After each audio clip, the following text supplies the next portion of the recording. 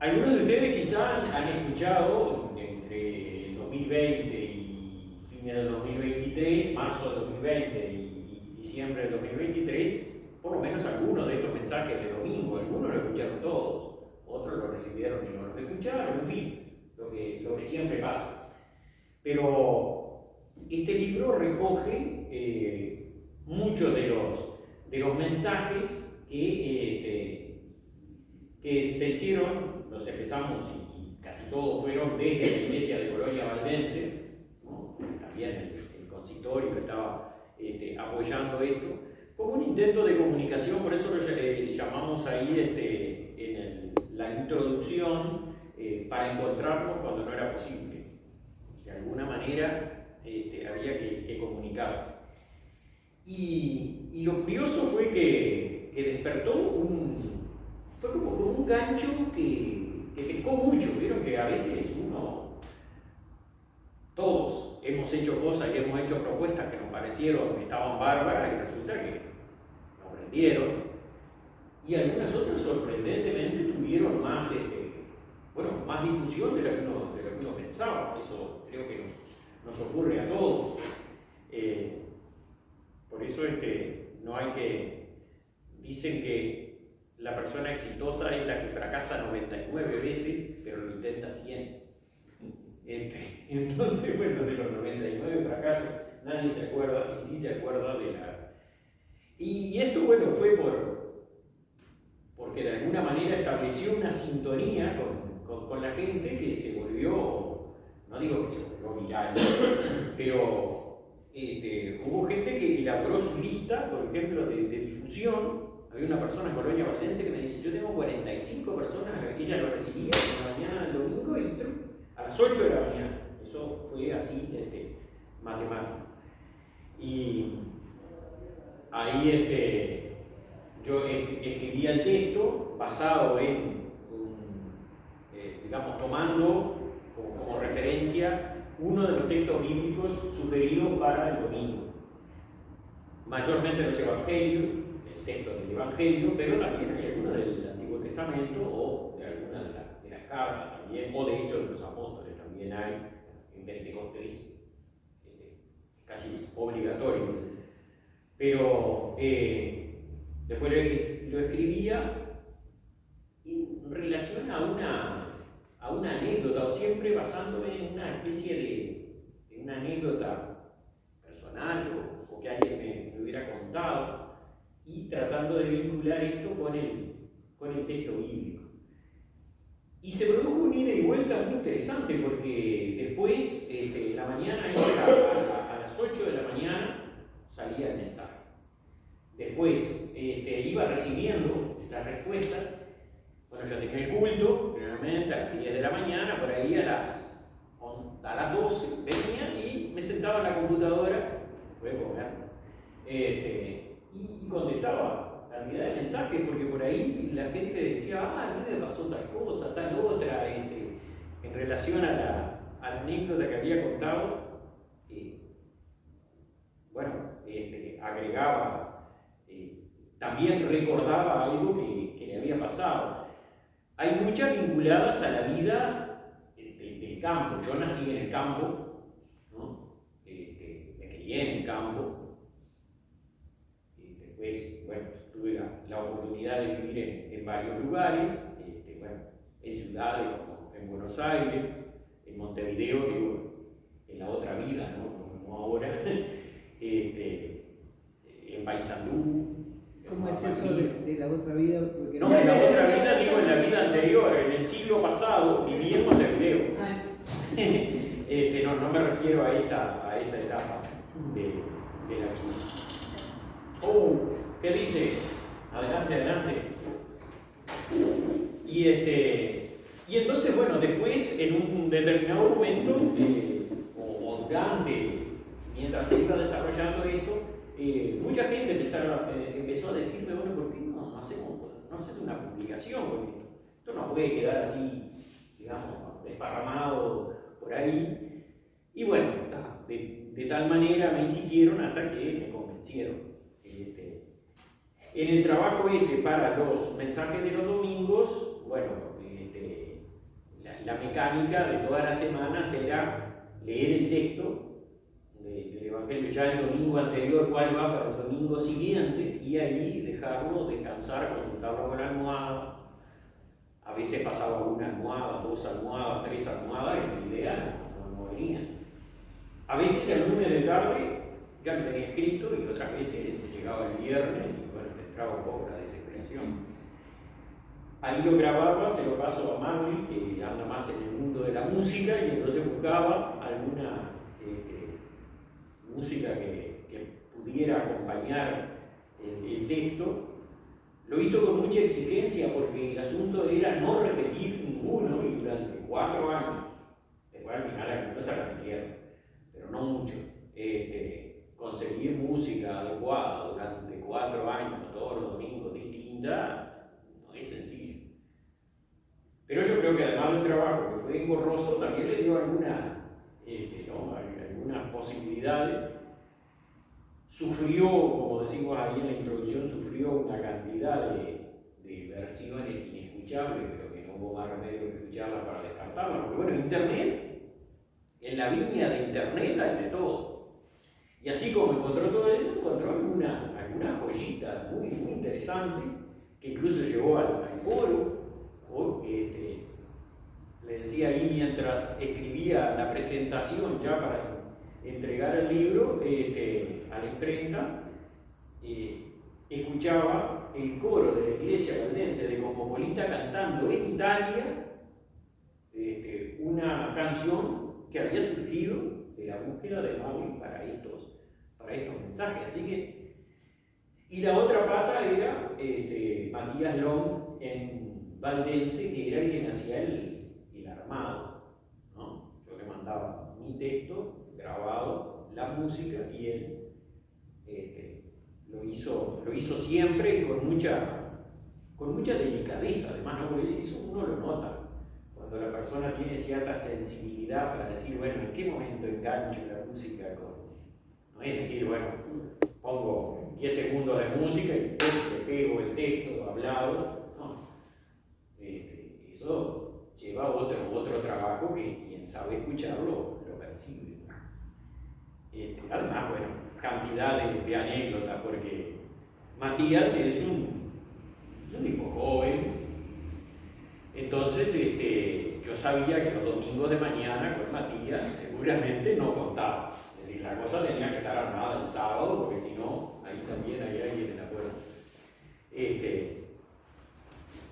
Y me llegó a pasar que... Hola. Adelante.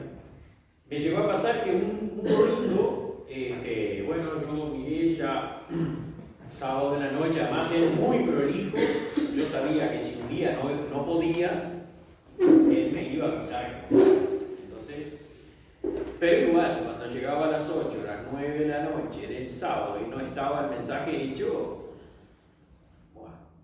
y lo dejé, me acosté, dormí a pura fe, me levanto por allá a las 7:30 de la mañana, o 7 de la mañana, miro, no estaba, hoy sonaba. Y por allá a las 8 y pico, o no, antes de las 8, el mensaje. Y entonces después me contó, me dice, ¿sabés qué? Te sacó el gato.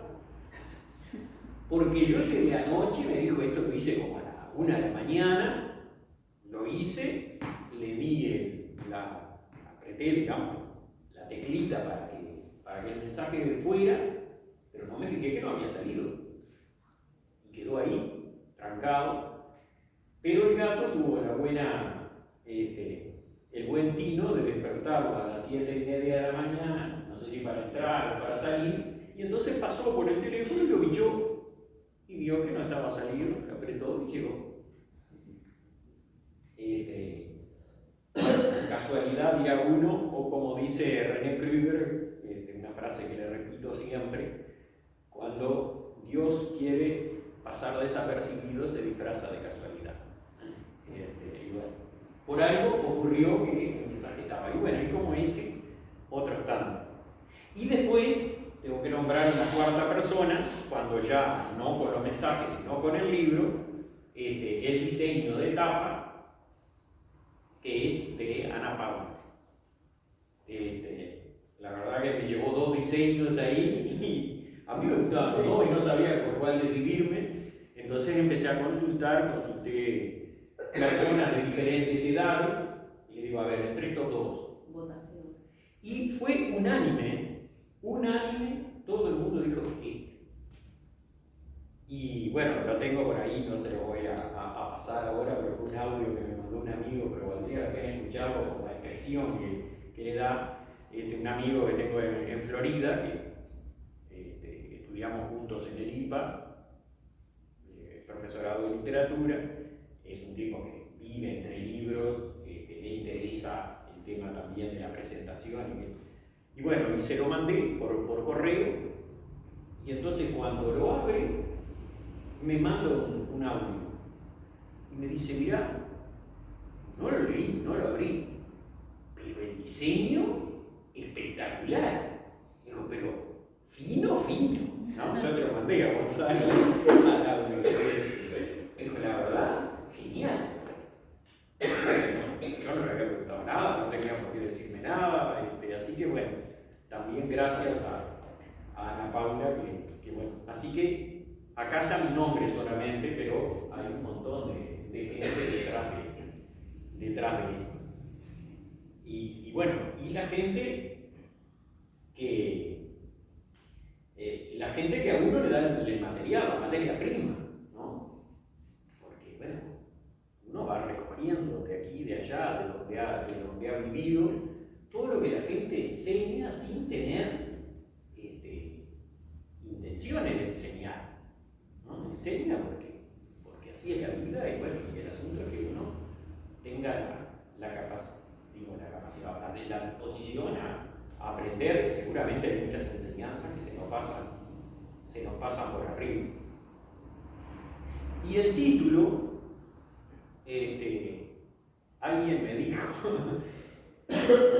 dice, bueno, el título es de Mauri también, pero dice que es mío, en realidad, pero ella me dijo que lo pusiera porque dice que yo muchas veces digo eso. Alguien me dijo. Y me puse a pensar que sí, que lo digo muchas veces. Y que lo digo a veces porque no me acuerdo quién me lo dijo. Y entonces, para disimular un poco, digo, alguien me dijo. Y otras veces para decir alguna cosa que uno quiere decir, pero queda mejor si lo dijo otro, ¿no? Ya he contado una vez que esto es una confesión, casi una confesión íntima acá. Habíamos venido a Canal 5, que nos habían invitado por la película aquella que se dio sobre los valdenses hace algún tiempo, y se dio a la sala de Nelly Goitiño y no sé, en algún otro lado. Y entonces Nicolás Iglesias me vinculó ahí con el otro, Nicolás también. El antropólogo. El antropólogo. Y entonces con Nicolás Nico fuimos a Radio Uruguay, vinimos a Canal 5. Y cuando vinimos a Canal 5, bueno, estaba la entrevista, y termino y se me ocurre decir, bueno, como alguien dijo, la sobrevivencia del movimiento valdense después de estos siglos de persecución es la materialización de un milagro. Bueno, ¡pum! Cerramos, nos fuimos, está todo bien. Cuando salimos, Maui me dice, ¿quién dijo eso? Yo lo senté ahí. Sí, qué sé yo, no lo dijo nadie, o no sé. Pero bueno, por eso el alguien me dijo, pero también yo creo que muchas veces Dios habla no solamente a través de la palabra escrita, ¿no?, de la Biblia o de los estudios que nosotros hacemos, sino que habla también de otros, a través de otras personas, y que hablan sin tener intenciones, o a veces diciendo cosas que uno dice, pero esto es absolutamente sorprendente. Y la persona lo dice como si fuera lo más natural del mundo. Hay una historia que yo cuento ahí que, bueno, no la voy a spoilear, pero un señor en Guadalacárcel, un señor que se había venido del campo, y nosotros teníamos un salón en Villa Pancha, donde teníamos actividades con niños y yo iba los sábados de tarde. Y pasaba por, él se había venido del campo, vivía ahí al lado, tomaba unos mates, qué sé yo, conversaba un poco. Un día me contó que había vendido la camioneta, porque dice yo la camioneta grande, ahora para qué la quiero acá en el pueblo. Y me contó, pero me contó así como yo dijera, qué sé yo, que ayer llovía, que alguien bueno, le dijo, está, yo te la compro la camioneta, sí, porque sí, bueno, no tengo todo el dinero ahora, pero bueno, yo te pago algo ahora y sí, bueno, y el otro lo financia, todo de palabra. A la tarde, el día siguiente, no sé, llega alguien que le ofrecía más y todo el dinero en la mano. Y el tipo me dice, bueno, pero una lástima por él, pero yo ya le había dado la palabra al otro. Y le vendió la camioneta al otro que no la cobró inmediatamente. Espero que la haya cobrado después, porque también eso se la pagó o no se la pagó, pero pongámosle que sí, la cobró menos y no la cobró al contado. Y todavía sentía lástima por el otro que se había perdido el negocio. Si esto no puede ser, ¿no? Afuera de toda lógica. Pero bueno, pero está ahí el tipo. Se dio una clase de ética sin leer ni un libro, ni sentarse en un púlpito, ni en una sala académica. Iban como es a miles. Y yo traje uno para leerlo, o podemos escuchar uno. Sí, se aprendió. Prometo que solamente uno, para que, bueno, quienes no lo han escuchado, vean más o menos cómo era que funcionaba la propuesta. Acá. Debe ser.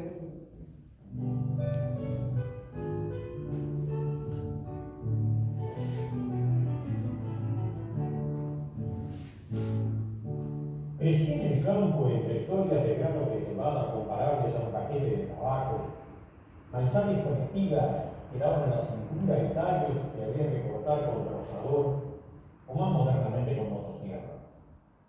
Engañada de nieto, las hormigas salían marcha atrás del trigal con su carga porque la espesura no les permitía la vuelta. Realismo mágico, hoy después que le llamaban. Hermosas mentiras de las cuales no solo nos reímos por su inocencia, sino que guardamos en la memoria porque escondían una verdad que nos llevaría mucho tiempo de cumplir. No son mentiras en perjuicio de nadie, más bien verdades dichas en beneficio de todos.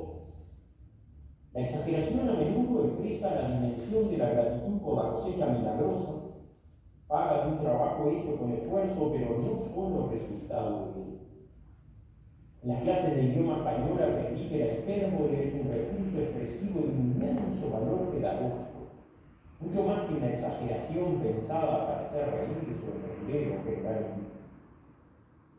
Hace muchos años, muchísimos, visitó nuestras comunidades el pastor italiano Bruno Rostagno. Por entonces éramos todos los adolescentes de Honduras de la Valle que no aportábamos mucho más que la curiosidad o la risa reprimida por una cuestión de respeto por el decir de aquel simpático señor que saludaba: soy contento de ser con ustedes y agradezco al hermano que me llevó hasta aquí. Dijo muchas cosas seguramente que me pasaron por arriba, pero recuerdo que señaló el valor hiperbólico de las palabras de Jesús sobre el reino de los cielos. Si se suprimiera la hipérbole, se desvirtuaría la verdad de la enseñanza de la parábola, y no solo su fuerza expresiva y pedagógica, de la que también goza y es importante. Leí hace unos días que escribió un estudioso lingüista español. Dice el Evangelio según San Mateo que como mucha gente se acercó a Jesús para oírlo, él entró en una barca y se alejó un poco de la orilla. Y empezó a decir: he aquí un sembrador salió a sembrar. Y mientras sembraba, parte de la semilla cayó junto al camino, y vinieron las aves y la comieron. Parte cayó en pedregales donde no había mucha tierra y brotó pronto porque no tenía profundidad. Pero salido el sol se quemó y porque no tenía raíz se secó. Y parte cayó entre espinos, los espinos crecieron y ahogaron.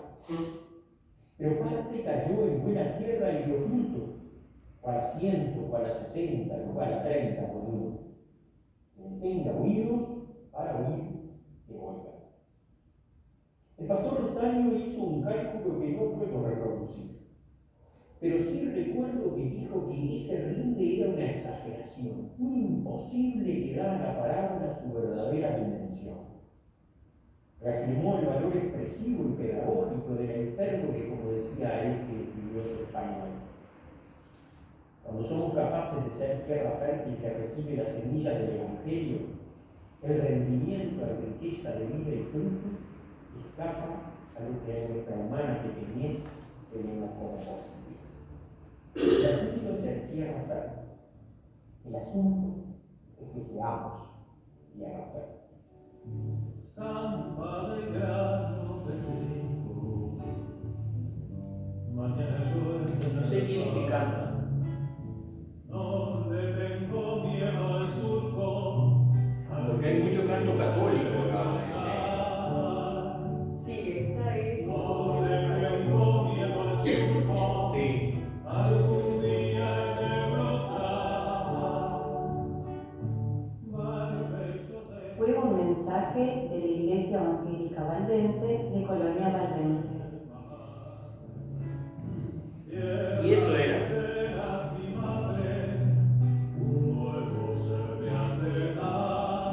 ¿Son argentinos los que cantan? No sé.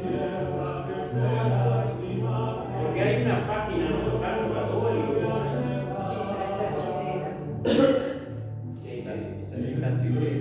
Está tan imposible. Pero es de Catena, lo cual es Catena, ¿no? Cercano sacerdote católico mayor. Puede ser, sí. Pero quién lo canta, no sé.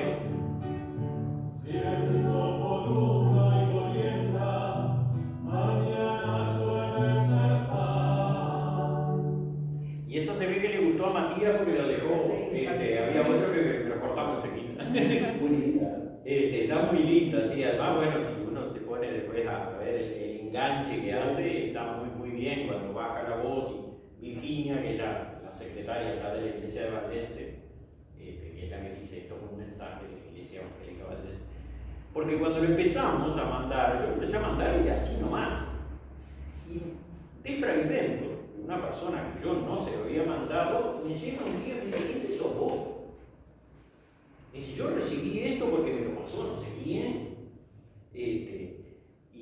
Y bueno, y entonces le pusimos alguna identificación, pero no era un mensaje mío. En todo caso tenía que ser de la comunidad. Y después, bueno, las respuestas de cualquier lado. Un día alguien que me dice: mira, esto me lo mandó una catequista de Nico Pérez. Yo en mi vida no fui a Nico Pérez, no tengo idea quién es la catequista, pero bueno, y así, y de todos lados. Bueno, la última fue la que me contó Mabel Coné acá en Montevideo, que había ido a una reunión del CEDU, Servicio Ecuménico para la Dignidad Humana, y ella es representante para el CEDU. Entonces me dice: ¿sabes lo que me pasó esta tarde? Llegué a la reunión, había dos personas que estaban conversando entre sí. Y una le dice a la otra: mira, el mensaje que recibió hoy de Barcelona. Y bueno, ¿cómo conseguí? Y resulta que Mabel se empieza a reír y dice: pero sí.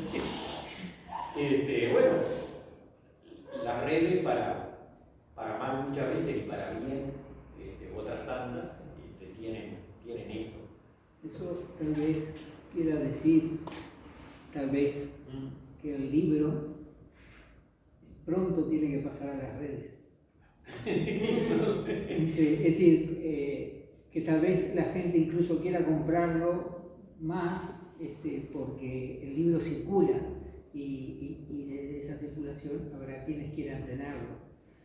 Es decir, todo lo que has ido contando me hace decir este atrevimiento, pero me lo creo.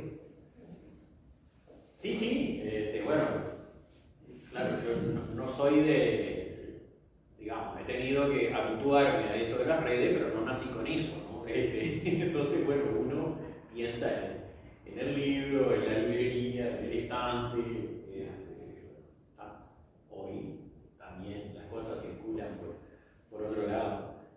Pero después me quedaron muchos afuera, claro, acá hay 75 de estos mensajes.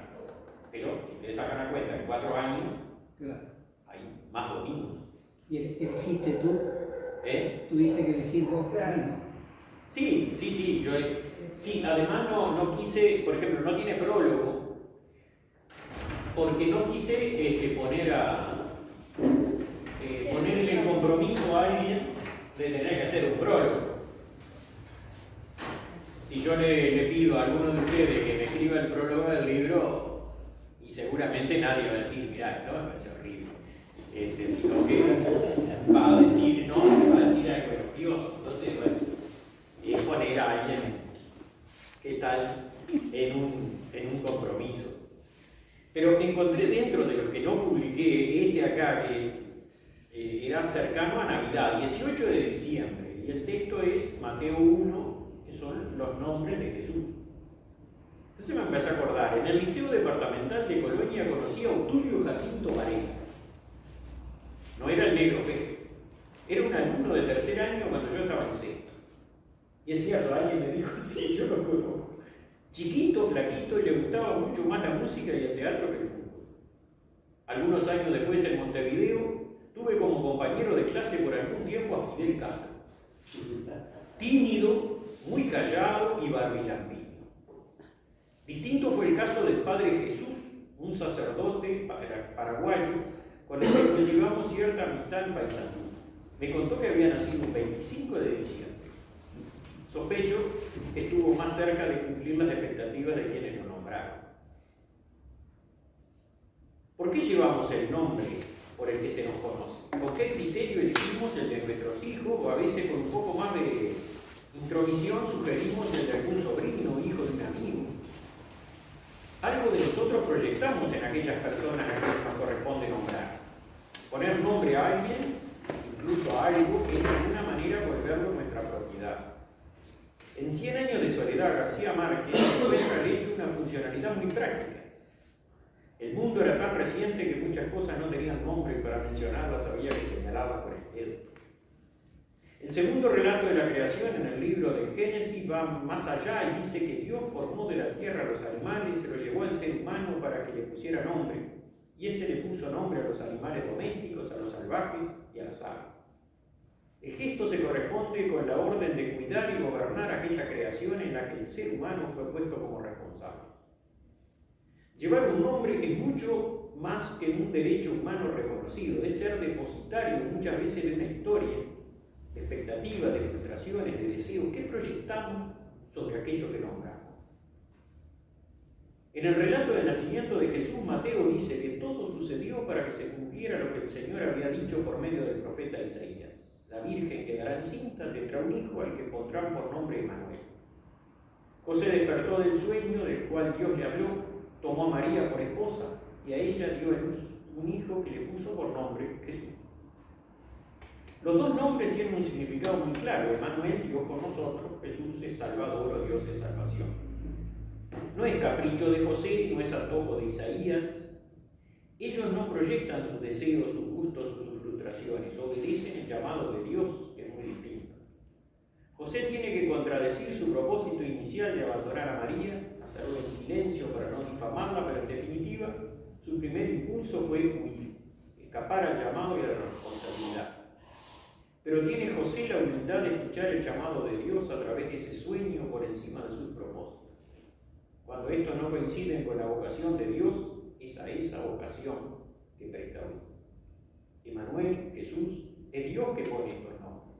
Es Él quien de esta manera libremente decide hacerse uno de nosotros, vivir con nosotros. Abrimos un camino de vida nueva que no solo surja de nuestros deseos, sino de la obediencia a su vocación, sabiendo que allí está la clave de la verdadera vida. Adviento es tiempo de oír a Dios que por nuestro nombre nos llama. Y bueno, digo, como ejemplo nomás de dónde donde surge un poco la reflexión.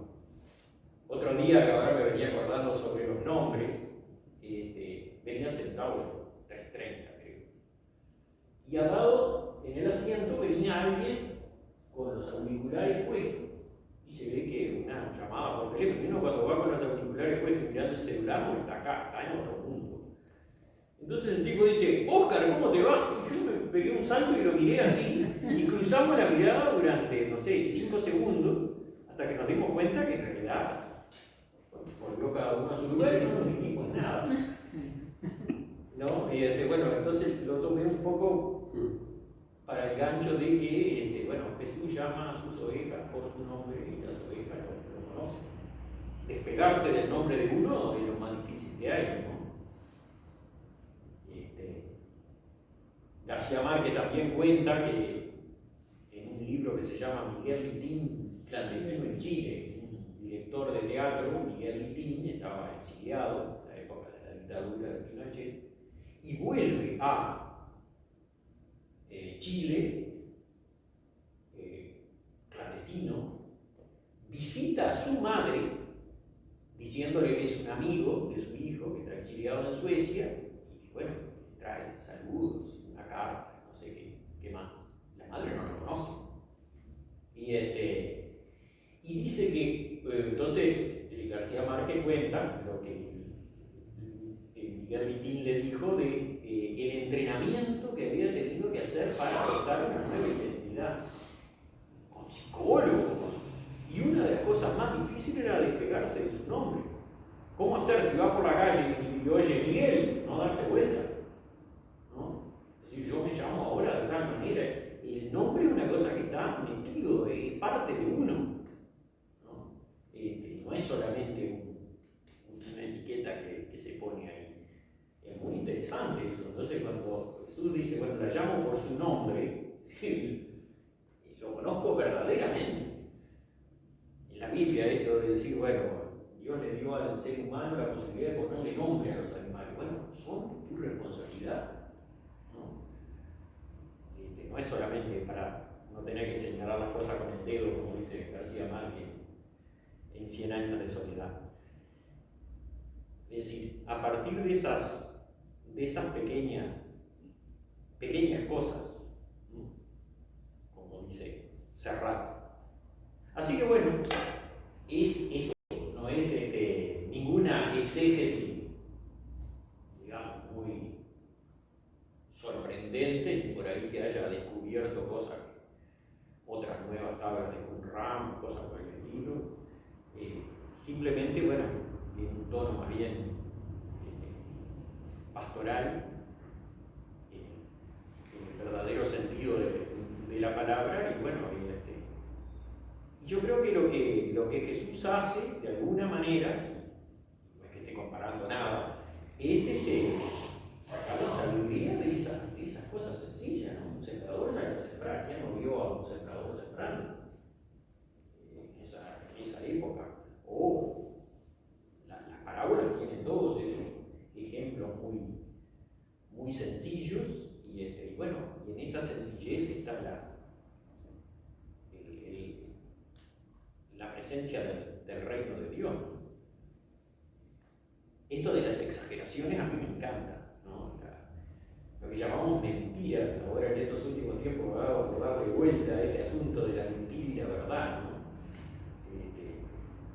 Esto es cierto, un señor ahí que nació en Cañada de Nieto, pero que vive en Colonia Valdense, vive, se puede ir a preguntar, que era el que contaba que el trigal estaba tan espeso que las hormigas entraban, cortaban la planta y tenían que salir marcha atrás porque no daban. Y bueno, eso es una mentira. Dice, qué mentiroso que es, pero en realidad no es una mentira.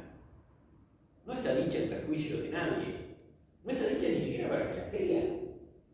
Y de repente para dar gracias por el cosechón que sacó y el trigo que tenía. Y entre otros que le dije también, que esos años que yo estaba en Colonia Valdense, unos maizales que era una cosa espectacular. Que además ahora se plantan con milimétrica, con las sembradoras esas que no es como antes que te tiraban ahí a una planta así, otra chiquita, no. Esto era una cosa idéntica, parecía un ejército aquello.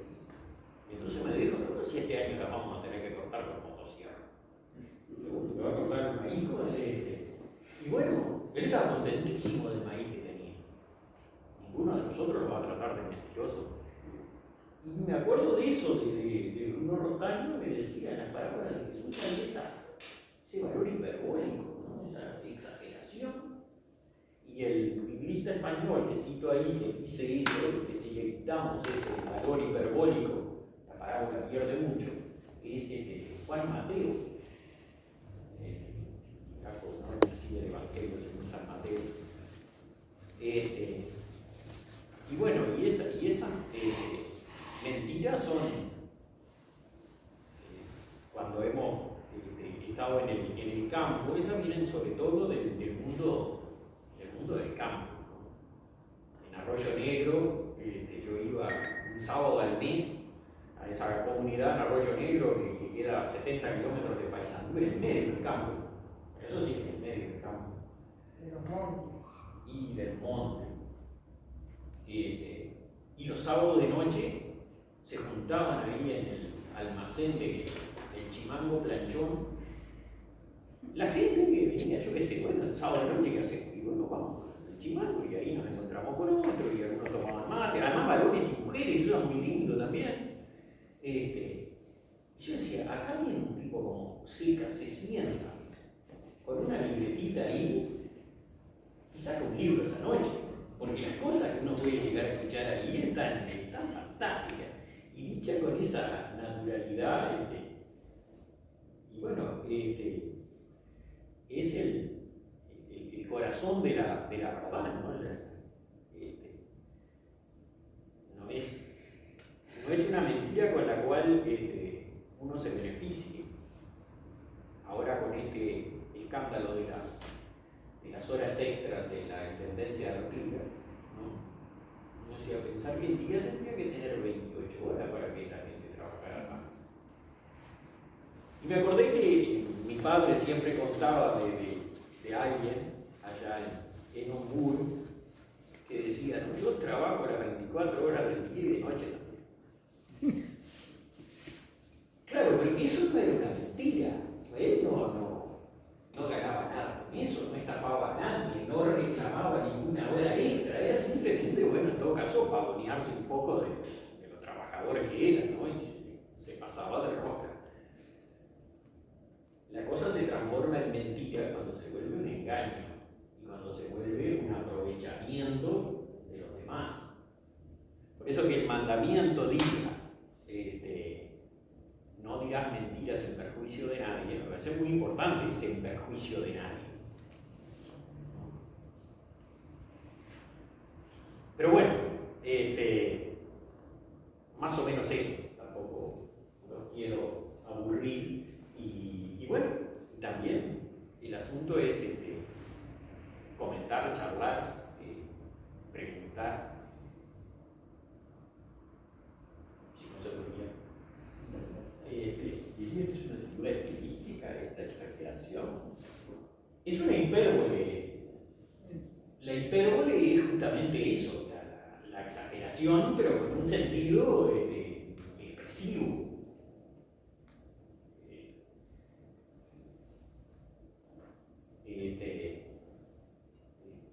¿Sí? Es una suerte de metáfora, una forma de metáfora. Ahora tendría que salirme alguna, pero así utilizada literariamente. Pero tiene un valor muy importante, ¿sí? Y ya digo, en las parábolas de Jesús también. Enfatizando una verdad. Enfatizando una, claro, sí. Sí. La dimensión mayor todavía. Sí. Recuerdo había uno que, allá, un vecino de Juan Lacase, que decía que él se ponía así y el maíz crecía de una manera tan maravillosa graciosa, que él se ponía a mirarlo y lo veía crecer. Sí, y bueno, pero expresaba su alegría Es una porque, claro, No es también, literal. No es literal. no es literal, es decir, nadie iba a decir, mirá, el maíz de este se veía crecer, ¿no? Sabíamos que no era cierto, pero de alguna manera expresa la alegría por el producto de su trabajo. También puede expresar lo otro, ¿no? La desgracia. Cuando yo que sé, le pasaba algo malo, y para lo cual también era exagerado. Y bueno, y yo creo que no sé, yo lo he visto más en el campo a eso, porque tal vez hay como una capacidad para maravillarse. O tal vez como Juan dice ayer, fue Juan 2020, ¿no? Que todos los libros de la tierra no alcanzaron. Exacto, ahí tenés. Ese es exactamente una hipérbole, ¿no? Juan termina el Evangelio diciendo, bueno, yo cuento esto, porque si fuera a contar todo lo que Jesús hizo, no cabían en la tierra los libros. Está como, te pasaste un poco de la raya. Y bueno, pero él lo dice así, como diciendo, esto es inconmensurable, ¿no? Diminuto con todo lo que hizo. Seguro, sí. No se paga por nada, como le dijo uno a mi padre, no le pagó, ¿no? Como este favor, hermano, no se paga por nada, y le dio de bien, si no se pagaba por nada. Pero sí, o en el Apocalipsis, por ejemplo, ¿no? La visión esa al final del Apocalipsis que dice ya no habrá más llanto ni dolor y morirse a los 100 años va a ser morirse joven, ¿no? Se está también pasando un poco, pero es como la presentación de algo que ustedes nunca han visto. Tenemos más años que nosotros. Ahora más o menos, que ahora más o menos, porque Sí, ahora vamos llegando. ahora ya Vamos llegando. llegaron No sabemos los cuánto vamos 90. a llegar, pero el promedio, en aquella época era en aquella época era impensable. impensable. Bueno, si uno piensa en los patriarcas, por ejemplo, yo qué sé, tendría, ¿cuánto tenía Sara cuando tuvo sí. a Isaac? 80. 80 años. ¿No? Y la gente dice que depende cómo contaban los años, no, los contaban en cualquier hora. Lo que pasa es que también no es la verdad histórica, literal, ¿no? Es una cosa. Puede haber sido un hipérbole en los 80. Y claro, sí. Diciendo, bueno, esto está fuera de lo que nosotros. Capaz que lo tuvo a los 41, pero ya era raro tener Claro, un hijo. vivir a los 41. Sería raro. Claro, sí, también. imagínate cuál sería el promedio de La gente vida va a en ese año. En base a la arruga, capaz que dijeron tiene como 80 años. Sí, o el tema de la esterilidad, por ejemplo, bueno, las mujeres hubieran sido estériles y cuando en su vejez, pero es una forma de manifestar lo milagroso, ¿no? Lo que Dios hace posible, lo que es imposible. Es una forma de decirlo.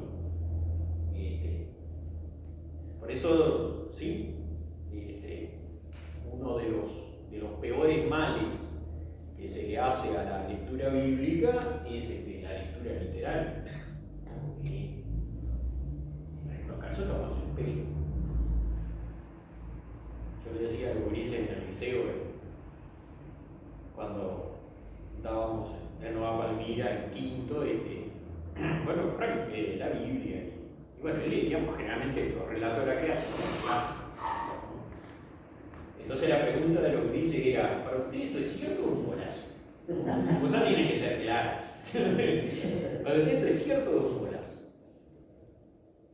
Bueno, es cierto, no históricamente, creo yo. Entonces yo le decía, bueno, pero ustedes han escuchado, por ejemplo, la fábula de la hormiga y la cigarra, ¿no? No es cierto. Bueno, la cigarra tocaba la guitarra, pues se vino el invierno, la hormiga había trabajado, había guardado, en fin, bueno. Ahí hay distintos finales, ¿no? Hay un final muy drástico que dice, no, vamos a trabajar y morir de hambre a morir. Hay otro que dice que es el más caritativo, que bueno, que le invitó a pasar y le dijo, bueno, Y hay otro que es el más lindo, que dice que la hormiga le enseñó a trabajar a la cigarra, porque hay que trabajar, pero la cigarra le enseñó a tocar la guitarra, porque no todo es trabajar y amontonar, ¿no? También el arte y la recreación tienen su lugar. Entonces, bueno, compartieron los conocimientos. Pero bueno, sea como sea. Digo, ¿a usted se le ocurrió decir que eso es un golazo porque las hormigas no hablan? ¿No? A nadie se le ocurrió decir que es un golazo porque la cigarra nunca toca la guitarra. Bueno, ustedes entienden que eso está en un nivel de lenguaje, ¿no? Es una fábula, justamente. Y bueno, los textos bíblicos, habrá textos históricos, hay textos poéticos, y hay textos, y hay mitos, y hay leyendas. Bueno, cada cosa tiene que ser interpretada en su género, ¿no?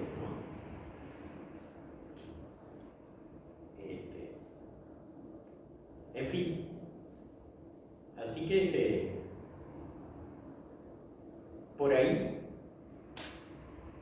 yo lo dejaría y bueno, y le agradezco muchísimo acá también a Isabel, que es la que me dijo que podíamos hacer esta reunión. Te viniste hoy, que no es tu día de trabajo tampoco. Escuché los audios. Escuchando los audios, ya eso es un sacrificio. Dije, esto está bueno para compartirlo. Así que bueno, sin duda que agradecerlo, bueno, también allí Walter, que Walter es capellán en el hospital evangélico, ¿no? Así que lo compartió allí con sus compañeros, hemos compartido talleres también, y bueno, y capaz que alguna lectura de esta puede servir también, bueno, para gente que hay gente que me ha dicho que lo está leyendo a uno por día, dice uno por noche y lo leo. Eso quiere decir que lo está degustando. Seguro, me dice, le come como un amigo, decir, bueno, está bien. Hay otro que me dijo, si yo lo estoy leyendo uno por día, lástima que cuando lo empiezo a leer me acuerdo que ya lo escuché y bueno, claro, me pierdo la sorpresa, en todo caso, de volver a escucharlo como si fuera nuevo. Pero bueno, de mi parte, el agradecimiento, bueno, por haber hecho esto y el agradecimiento a todos los que todos recibimos, ¿no? Y bueno, y si además de eso a alguien le sirve para algo, más que cumplido está el objetivo. Seguramente. ¿Dónde la gente lo puede conseguir? Acá. Después, si preguntan después. Y después lo En el celular de tenemos Oscar. y en la iglesia de Montevideo, sí, me hiciste acordar a un músico muy bueno, poeta, sí también, pero que, ¿cómo es? Palomeque, ¿cómo es que se llamaba? No me acuerdo, Palomeque se la Miguel Palomeque. Músico, guitarrista, pero si la Rosa canta canciones de él, de allá de Guillón. Y entonces había sacado un compa, Miguel Palomeque. Yo lo voy a conseguir el compa. Y un día lo encuentro. Y había una disquería ahí en Paysandú, que yo fui, pregunté, nadie tenía. Entonces un día lo encuentro a Palomeque y le digo, ¿usted me ando buscando su disco y no lo puedo encontrar? Me dice, en la farmacia. Y fui a la farmacia y lo tenía. Pero yo digo, ¿cómo lo va a tener en la farmacia? Le digo, y ni siquiera en la vidriera, no me tengo miedo que se agote. Está igual. Sí. Muy bueno. Sí. Tengo miedo que se lo venda, pero tengo miedo que se agote. No, esa gente es genial.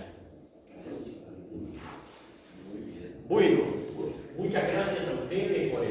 Y sí, si alguien lo quiere, el libro está a disposición.